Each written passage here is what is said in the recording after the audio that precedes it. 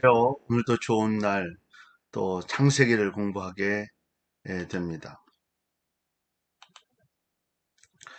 자, 이 4장인데요. 아담의 아들들과 인간 문명의 시작이라고 하는 내용을 함께 나누게 됩니다. 자, 아담이 그 아내 하와와 동침했다는 말은 어떤 의미를 지니고 있는가? 이 동침한다 라고 하는 말은 시브리 말로 야다라고 하는 말인데, 이 알다라는 뜻을 가지고 있어요. 근데 이게 정신적인 것뿐만 아니고 육체적으로도 상대방의 모든 것을 안다라고 하는 그런 뜻입니다. 그러니까 이 부부 사이에 사용되면 부부 간의 성적인 교제를 이야기할 수 있다. 이렇게 이해를 하면 되고요. 또 한편으로는 이 소돔성에 들어간 천사들과 상관하겠다라고 하는 이 소돔성의 주민들의 말, 이 상관하겠다라고 하는 말도 역시 시브리어의 야다라고 하는 표현이에요. 그러니까 이제 이 정적인 관계를 요구한다, 뭐 그런 의미의 모습을 가지고 있는 거죠. 남자들이 천사들을 가지고 천사들과 성적 교제를 갖겠다, 그런 의미를 가지고 있는 거죠. 뭐 이런 문란은 그때나 지금이나 뭐 동일하다라고 하는 그런 생각을 갖습니다. 아담과 하와 부부가 처음으로 얻은 아들은 누구인가? 생육하고 번성하라는 하나님의 축복에 따라서 아담과 하와는 가인을 첫 아들로 얻게 되어집니다. 이거 분명히 하나님의 축복이죠. 이 가인이란 이름은 등남을 뜻하는 시브리어로 카니티라고 하는 말로 이해를 하면 되겠고요. 이 카나에서 유래된 창조하다, 꺼내다, 얻다, 소유하다, 그런 의미를 가지고 있습니다. 가인이란 이름에서 우리는 아담과 하와가 아들을 얻은 일이 하나님의 창조 사역에 동참한 것이고, 또한 그 아들은 하나님께서 그들에게 선물로 얻어 주어 얻게 하신 소유물임을 알게 되어집니다. 하와는 첫 아들을 얻은 후에 어떤 말로 자신의 기쁨을 표현했는가? 이 하와는 기쁨에 못 이겨서 이렇게 표현합니다. 내가 여호와로 말미암아 등남하였다, 이렇게 표현을 하고 있습니다. 이 말은 뭐냐면 남편 때문에 얻은 게 아니고 하나님에 의해서 하나님의 도우심으로 얻었다, 이런 표현이에요. 여호와로 말미암아라는 말은요, 하나님의 도우심이라는 말로 표현되어집니다. 그러니까 사실 자녀는요, 부부간의 사랑의 열매로 우연이나 스스로의 노력으로 된 것이 아니라는 거예요. 인간에게 주신 놀라운 선물이다 라고 하는 거예요. 자녀가 그렇다는 거예요.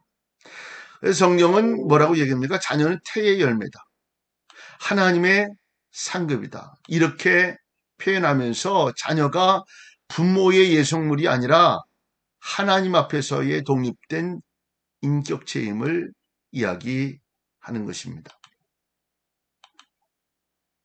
자, 아담의 둘째 아들의 이름은 뭐죠? 아벨이죠. 이 아벨의 이름의 뜻은 빨리 꺼지는 생기, 허무, 아무것도 없음. 참 말처럼 그러죠. 허무하게 인생을 빨리 마감해야 하는 상황이 되어집니다. 이 아벨이란 이름은 그의 어머니의 기대 속에서 태어난 큰아들 가인에게서 얻은 실망의 감정을 담고 있고, 또한 젊은 나이에 허무하게 살해될 것이라는 예언적 뜻도 내포되어 있다. 가인과 아벨의 직업은 각각 무엇이었는가? 가인은 농사하는 자, 아벨은 양을 치는 자. 그러니까 가인은 그냥 농사를 하는 사람이었고, 아벨은 짐승을 키우는, 양을 치는 자였다. 농업과 목축업이었다. 모든 직업은요, 하나님이 만드신 것이다 하는 거예요. 자, 인류는 각자의 직업들을 통하여 자아 성취와 생계 유지를 할 수 있으나 그 무엇보다도 직업을 허락하시고 삶의 터전을 마련해 주신 하나님께 영광을 돌리며 또 하나님께서 맡겨주신 책임을 성실하게 감당하는 의식을 가지고 일해야 한다. 그러니까 하나님이 주신 선물로 여기고 열심히 부지런히 하나님이 맡겨주신 사명의식을 가져야 한다는 겁니다. 자, 가인과 아벨은 하나님에게 어떤 제물로 제사드렸는가? 가인은 땅의 수산물, 농산물로, 아벨은 양의 첫 새끼 그 기름으로 제단을 쌓습니다. 물론 직업과 연관이 되어 있습니다. 땅의 수산은 가장 오래된 형태의 제물이죠. 피 흘림이 없는 제물도 충분히 하나님 앞에 연락이 될 수 있다. 물론 여러 가지의 이 부분을 이야기하는 신학자들의 모습은 있지만 어쨌든 이런 부분으로 이해를 하면 되고요. 양의 첫 새끼 즉 생축으로 제물을 삼은 것은 하나님께서 계시하신 제사 예법이다.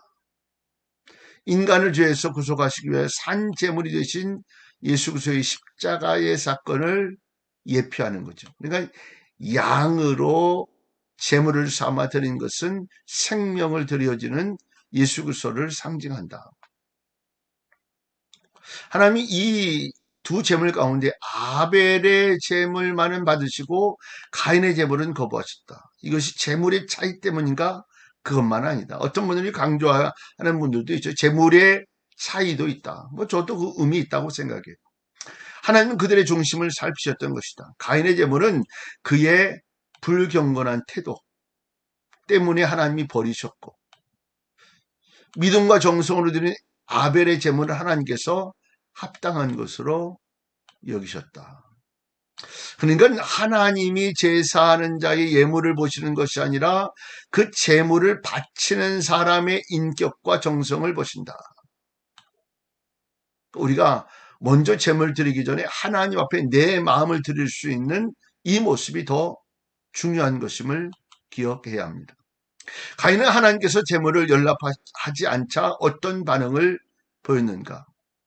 가인은 하나님께서 아벨의 제물만을 기뻐하시자 심히 불하여 안색이 변했다. 이게 참 깨달아야 되는데요. 내게 문제가 있으면 회개하고 돌이켜야 되는데 우리는 내 안색부터 변하는 심히 불한 거예요. 불만, 분노, 이런 직선적인 표현이죠. 하나님께 원망하는 마음을 갖습니다. 그럼 마땅히 회개했어야 했죠. 내가 하나님 앞에 상달되지 못할 만큼의 마음을 가졌어요. 죄송해요. 그런데 도리어 어떻게 해요? 회개는 하지 않고 분노를 터뜨렸다. 이것은 바로 불신적 행위다. 그런 동생 아벨에 대한 시기심도 극도에 달하게 됩니다. 이 가인이 아벨에 대해서 시기한 것은 이미 성경은 뭐라고 얘기하냐면 이미 살인자나 다름없었다. 남을 미워하고 죽이고 싶은 마음을 갖는다면 이미 살인한 자와 같다. 성경 말씀하잖아요. 선을 행치 아니하면 죄가 문에 엎드리느니라 라는 말은 무슨 뜻입니까? 선을 행치 아니하면 이란 말은 하나님께 잘못을 뉘우치고 선을 추구하고자 하는 마음을 갖지 않고 오히려 더 강팍해져서 계속적으로 자기 주장을 고집하는 거예요. 이 제일 신앙이 무서운 게 뭐냐면 자기 주장을 고집하는 거예요. 그리고 죄가 문 앞에 엎드리느니라 라고 하는 말은 죄가 항상 사람의 마음의 문에 엎드려 그 마음을 주관할 기회를 엿보고 있다는 것을 묘사하는 거예요. 문은 내 앞에서 늘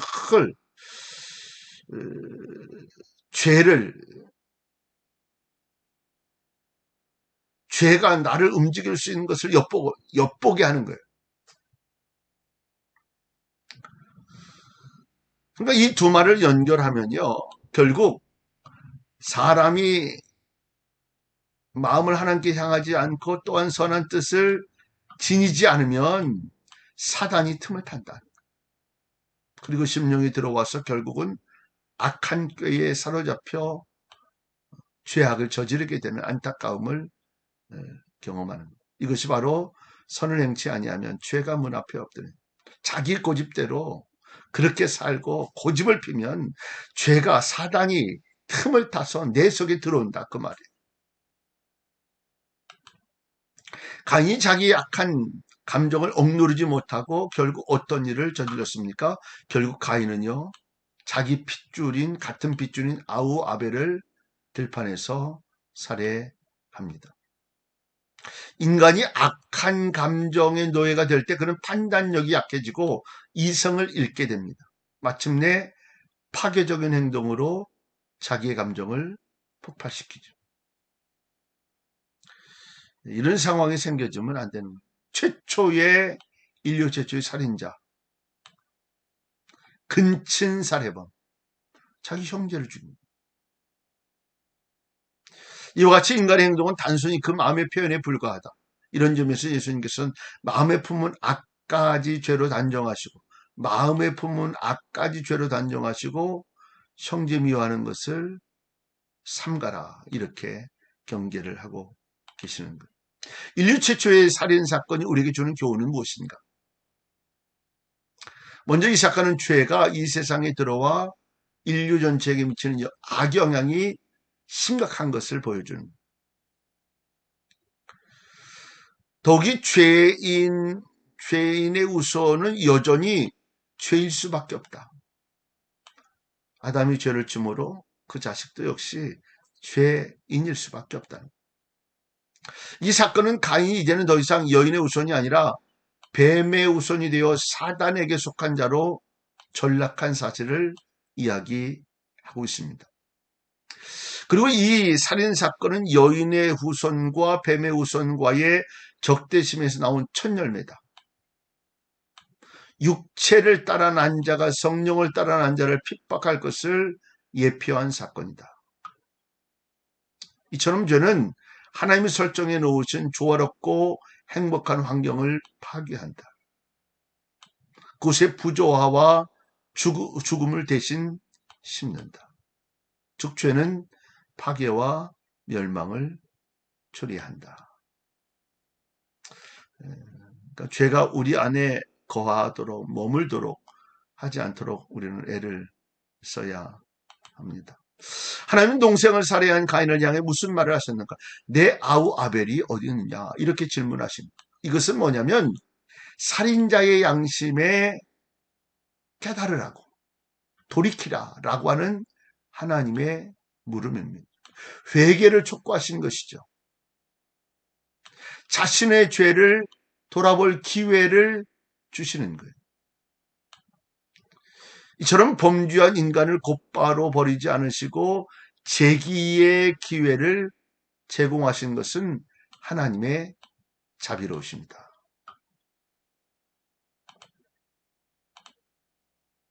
가인은 자기 아우를 찾으시는 하나님의 물음에 무엇이라고 대답했는가? 가인은 하나님의 자비하신 방문과는 너무나 대조적인 뻔뻔스러운 태도로 하나님의 물음 앞에 뭐라고 얘기합니까? 내가 알지 못합니다. 내가 아우를 지키는 자입니까? 라고 모르는 척하죠. 자신의 죄를 감추는 변명이에요. 하나님 앞에서 자신의 잘못을 숨길 수 있다라고 하는 것은 하나님이 어떤 전지전능하신 하나님의 속성을 모르는 무지죠. 하나님께서 지니신 무한하신 능력은 인간의 머리털까지 세실 수 있을 만큼 세밀하시고 완벽하시다. 그분 앞에 숨길 것이 없고 변명하지 말아야 돼.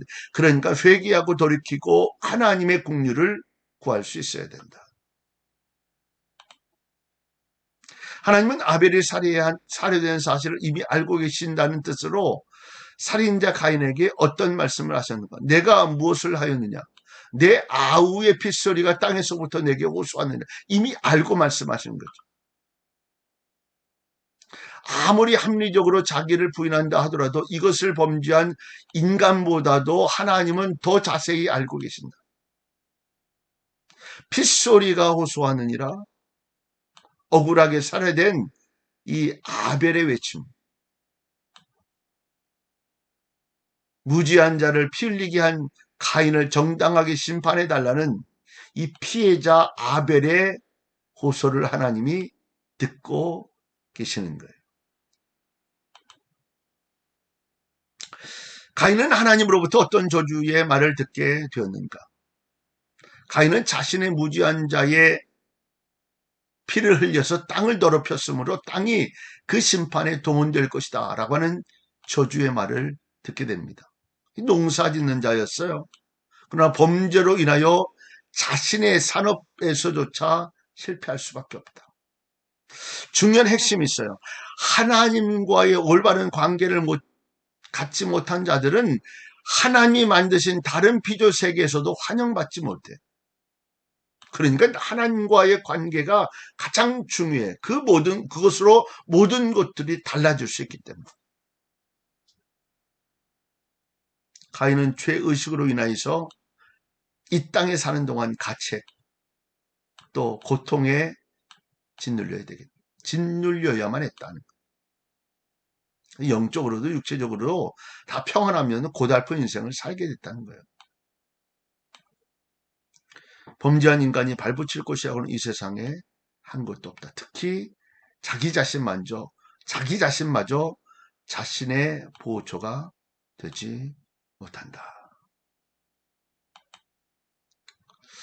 가인이 아벨을 살해한 당시 아담 부부와 두 형제 외에 또 다른 사람이 생존했는가?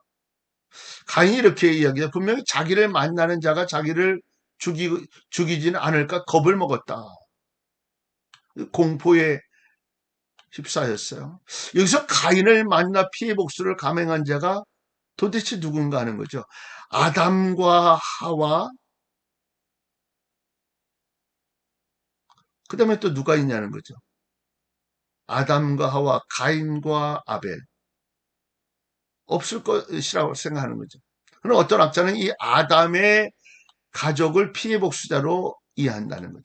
다시 말해서 가인이 무소한 피해 복수자는 장차 늘어나서 외지에 퍼져 살 아벨의 가족들이었다.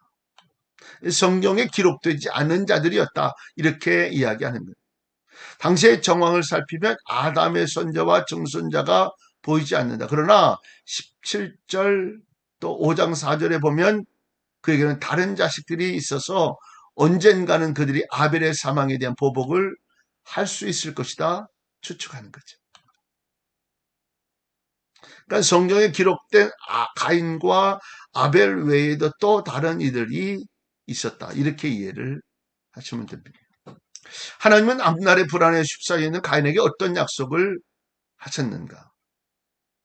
하나님께서 가인을 죽이는 자에게 벌을 7배나 내리시겠다. 이렇게 말씀해요. 이 7배나라고 하는 것은 완전하고 철저한 복수를 의미하여 7자가 완전수니까. 사실 가인을 죽이는 자는 살인죄를 범할 뿐 아니라 가인을 살려주신 하나님에 대한 범죄. 그가 살인자였음에도 불구하고 하나님이 살려줘 용서했다. 뭐 용서했다는 모습보다 하나님이 살려줬다. 그러니까요. 인간을 하나님의 공의와 심판을 믿어야 되고 모든 몫은 누구에게? 하나님께 맡겨야 돼.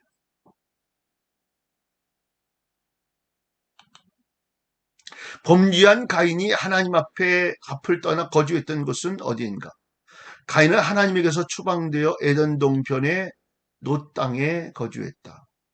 이 추방, 유랑이라는 그런 뜻의 지명을 가지고 있는데 에덴 동편에 위치한 메소포타미아 지방인 것 같지만 정확한 위치는 알 수 없다. 뭐 에덴 동산도 그 메소포타미아에 있는 그 지역이지만 어딘지는 정확하게 알 수 없다.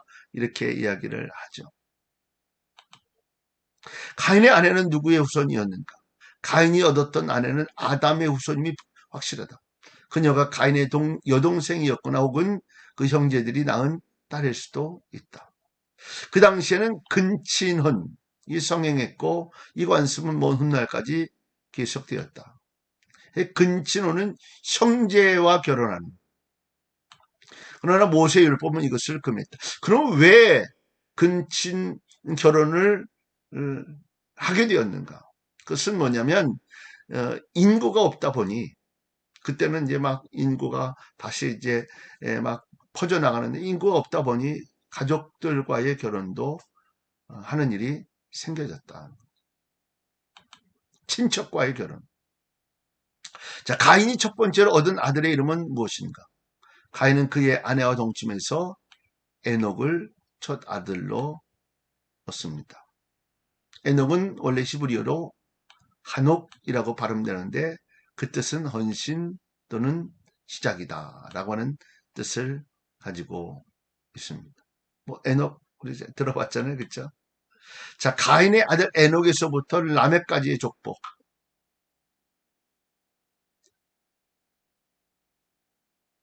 에녹 가인의 아들, 이랏 에녹의 아들, 무후 야벨 야엘 이랏의 아들, 무두사엘 무후 야헬의 아들, 라멕 무두사엘의 아들. 이름의 뜻은 이렇습니다. 아담이 그의 아들 아벨 대신에 하나님으로부터 새로 얻은 아들은 누구인가? 아담은 셋이라고 하는 아들을 새로 얻게 되어집니다. 셋은 택함을 받은 자라는 뜻을 지닌 이름입니다. 이런 이름은 하나님께서 셋을 아벨 대신에 주셨다는 사실을 뒷받침한다. 택함을 받은 자. 하나님은 셋을 아담의 가문에 선물하심으로 당신께서 일찍이 말씀하신 여자의 후손에 대한 약속을 이루어 나가시면 계속 연관돼 어디를 중심으로 그 일이 연결이 되었는가. 인간의 사악함이 하나님의 뜻을 거슬렸으나 하나님 이것에 개의치 않으시고 당신의 계획하신 인류 회복의 역사를 계속해 나가셨던 것입니다. 따라서 본문은 이러한 하나님이 무한하신 능력을 강조하기 위해서 엘로힘이라는 하나님의 표현이죠. 이처럼 하나님은 아담 가문의 부패로 말미암아 빚어진 인류 문화의 심각한 죄악성을 그대로 방관하지 않으시고 당신의 뜻을 이 땅에 실현할 한 생명을 보내십니다. 셋은 인류의 구속자이신 예수 그리스도를 예표하는 인물이다.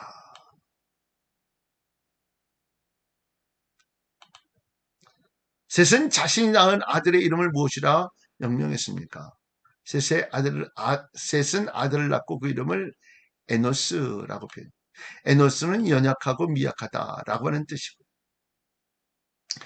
사람은 연약하고 죽을 수밖에 없는 존재라고 하는 것을 표현하는 거예요. 이처럼 셋은 자신의 아들 이름을 지으면서 그 당시 인류가 처해 있는 상황으로 보아 인류는 하나님 앞에서 죽을 수밖에 없는 처지에 이르렀다라고 하는 것을 표현해 주고 있는 것입니다. 여호와의 이름을 불렀다라고 하는 말은 무슨 의미인가? 이 말은 기도와 찬송으로 여호와를 예배하기 시작했다는 말이에요. 죄악에 극심했던 당시 사람들 중에 여호와만이 창조주시고 살아계시며 인류를 통치하시고 계시는 참 하나님이심을 인정하는 자들이 있었다는 거예요. 가인의 자손들과 달리 셋의 자손들은 하나님과의 친교 안에서 삶을 영위했다라고 하는 사실을 표현해주고 있는 표현입니다. 자, 오늘은 여기까지 해서 마치고요. 승리하는 또 하루 될 수 있기를 바랍니다.